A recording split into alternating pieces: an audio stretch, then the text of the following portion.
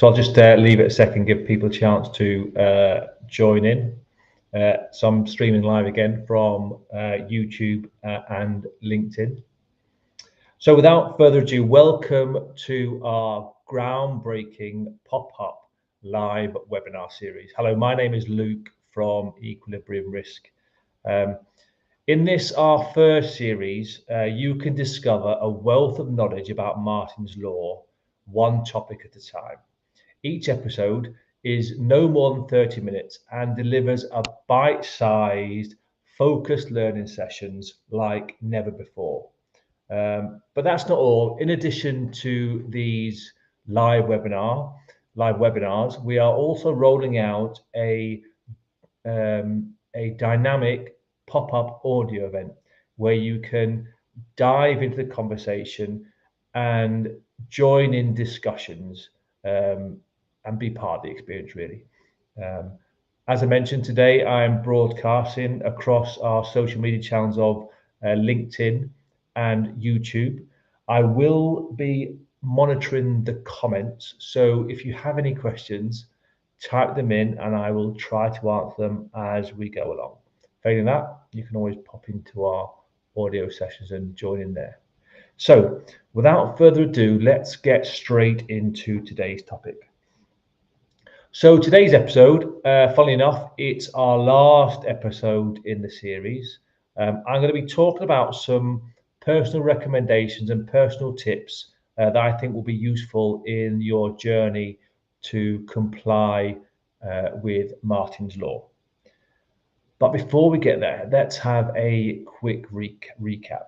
So if you remember, Martyn's Law, the real name is the Terrorism Protection of Premises Act, is a bit of new legislation that's come about because of the Manchester Arena bombings back in 2017. Now, one of the 22 victims was a young man called Martyn, and he's where the name has come from. Now, his mother, Fagan Murray, has been campaigning tirelessly to improve the preparedness and terrorism plans around public spaces and public events. The new legislation is currently in the consultation period, so the government is asking for feedback from local businesses about whether the new legislation is fair and proportionate to the threat. I wrote a blog about it recently, last week, with a link to where you can put your feedback with a consultation link. So if you want to put your feedback in there, then I'll share the link to our blog and you can find how you can provide your 2 pence worth on this new legislation.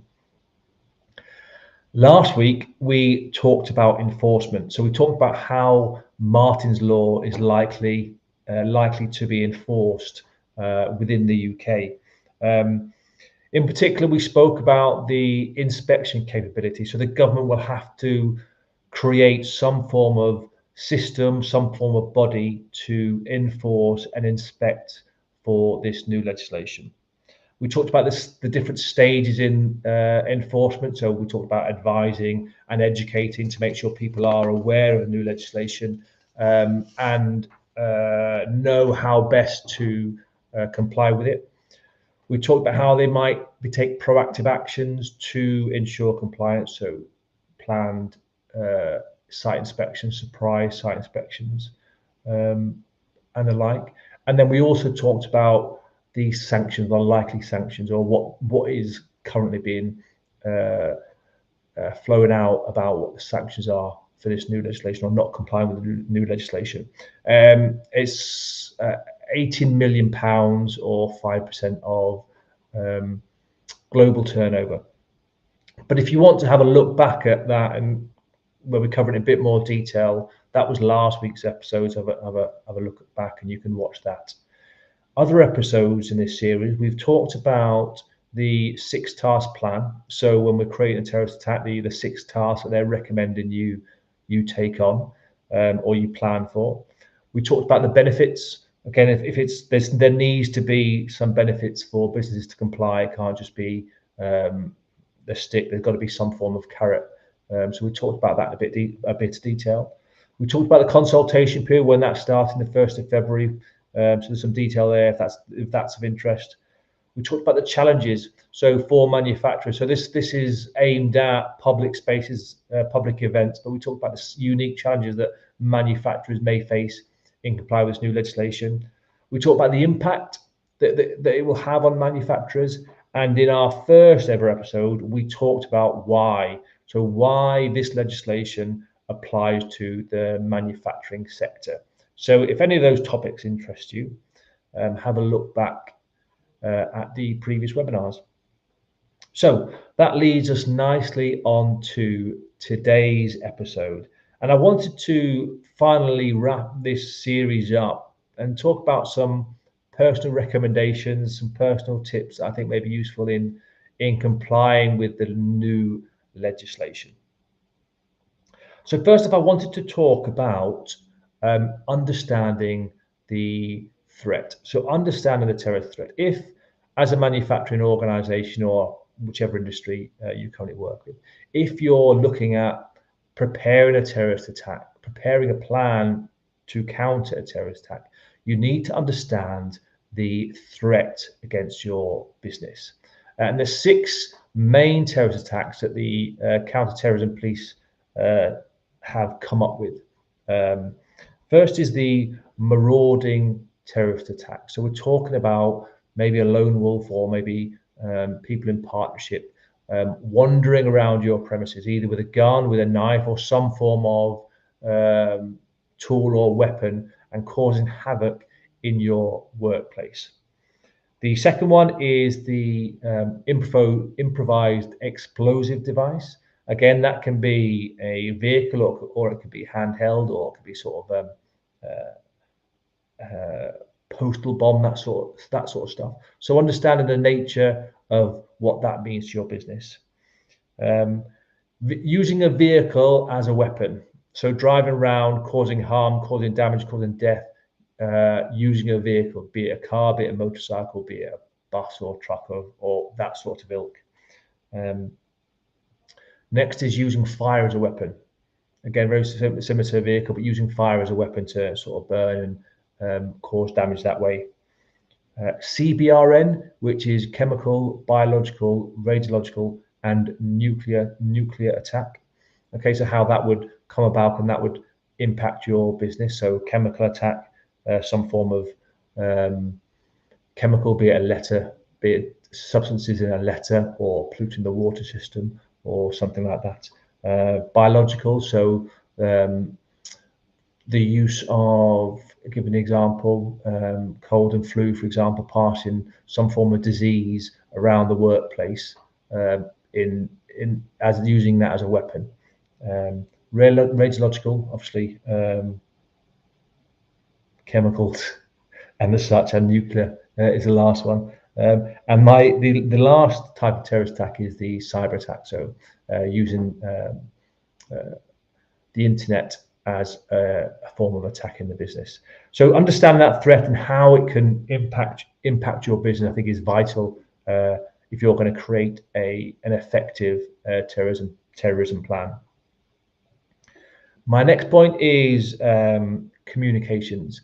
Like most crisis management plans, be it a terrorist plan, be it a generic crisis management plan, the success or failure of that plan will live and die on your ability to communicate.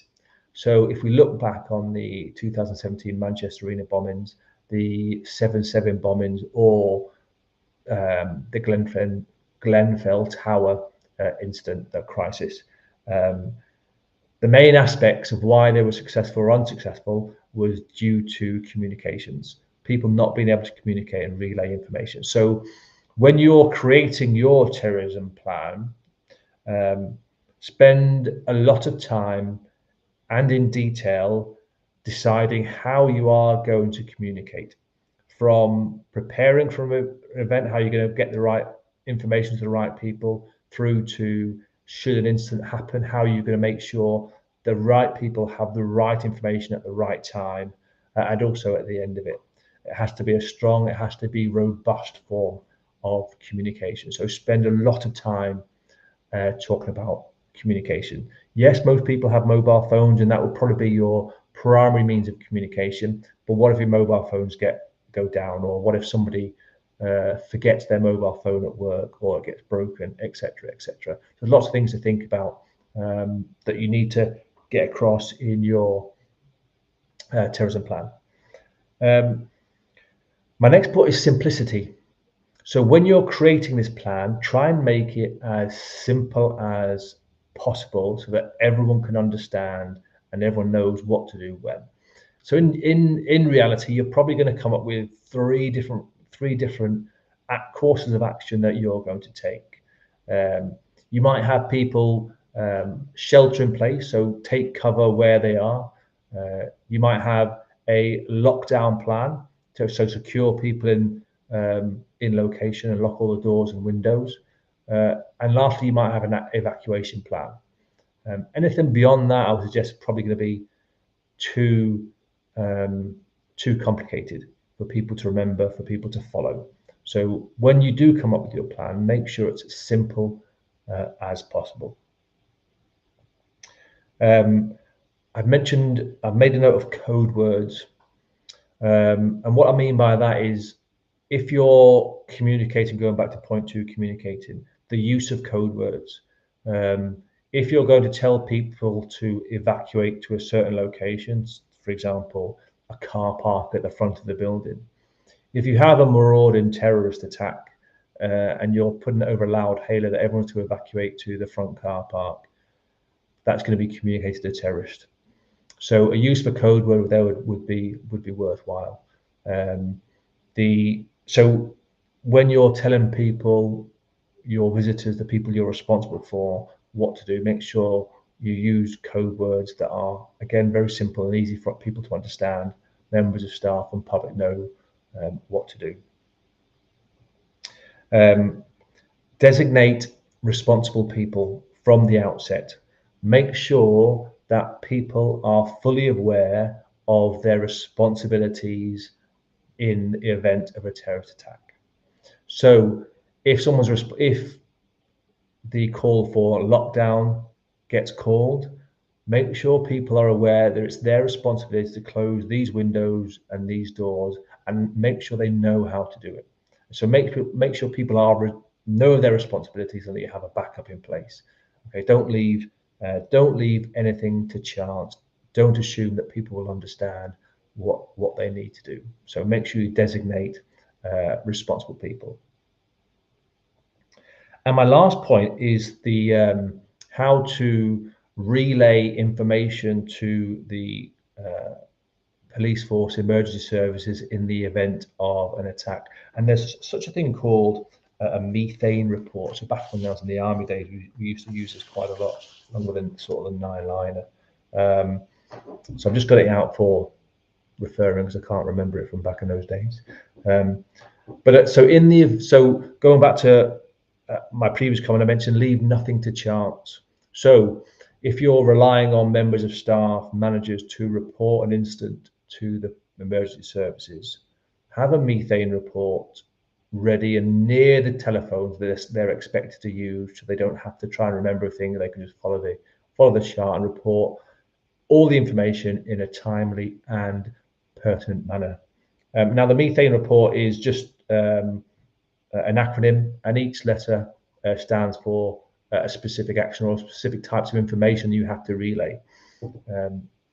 So the M is major incident, so if it's a major incident or not.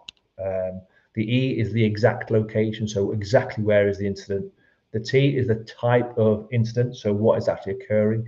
And we talked about the types of terrorist attack, so the type of incident. H is hazards, so what hazards or potential hazards have been identified. A is for access, so what are the safe access and egress routes onto the location. N is the number of casualties, how many casualties are there, how many are there likely to be, what condition they're in, if you know them. And then E is the emergency services, which emergency services, how many emergency services, who are on site, and where do they and who's already been seen, etc. So that's a good tip to use the methane report, because it relays the relevant information at the right time, and it's quite simple and easy to follow. So that kind of concludes my 5 minutes, slightly longer, rambling on some recommendations. I hope you've sort of found them relatively interesting or useful. I mean, I'd be keen to find out what your experience is of a terrorist attack, if you've been involved in one, or some form of crisis management. I'd be here to keen to hear your thoughts and your recommendations if you think I've missed something, or you would like to put some form of tip forward. I mean, if you've had experiences, or you deal with writing a terrorist plan, I'd like to hear what your thoughts are on the whole process, really, the six task plan, to any recommendation or tips you think that should be added that haven't been added. What are your thoughts on the consultation period? What are the changes? How do you think the changes are beneficial? Are they good or are they bad? I'd love to hear your thoughts on that. So we have our last exclusive audio event tomorrow. It's at a later time of 2 p.m. I have to delay it slightly because I've got a talking event in Leeds, check me out, at lunchtime, which is going to finish about 1 o'clock. So I'm delaying it by an hour to 2 o'clock. So 2 o'clock tomorrow afternoon, live on LinkedIn. I'll drop the link in the comments below. And it'd be great if you could join me tomorrow and have a discussion and share your thoughts on maybe what I've talked about today, but maybe on the whole Martyn's law process or new legislation. So I hope to see you there. So today we talked about recommendations and tips. We talked about understanding the threats, the various threats, the terrorist threats to your business, and what that means. So best case, worst case scenario in your business. We talked about the need for a robust communication plan. Your response will live and die on your ability to communicate across your organization and to the various stakeholders. We talked about creating a plan that's simple, maybe 3 actions that people need to know about and they're going to follow. Make sure you designate a responsible person for every action that comes in your plan. Make sure there is somebody that's designated as a responsible person. Something I forgot to mention, actually, people with special needs, handicap or otherwise, make sure there is somebody designated to look after people with special needs as well. Next, we talked about leave nothing to chance. Okay, make sure everything is written down, make things as easy for people to follow. If there's a cheat sheet, for example, a methane report next to the telephone, then that's only going to be a good thing. And then we talked about the methane report. So what the methane report is, how it can be used. So when you're relaying relevant information to emergency services, then use that report. It's a standard report to be used. So that's it. Thank you very much for watching this episode and hopefully the previous episodes. I hope you found them informative and useful. This concludes this series, this Martyn's Law series that we've run up. There will be another series in the future. I'm not too sure what that's going to be, but keep an eye on my social media channels, and I'll sort of give you some heads up about what we're going to do a pop-up series about. I'm not yet sure, but keep an eye on that. So all that leaves for me to say is goodbye and thank you, and I hope to see you tomorrow for our audio event. Thanks a lot.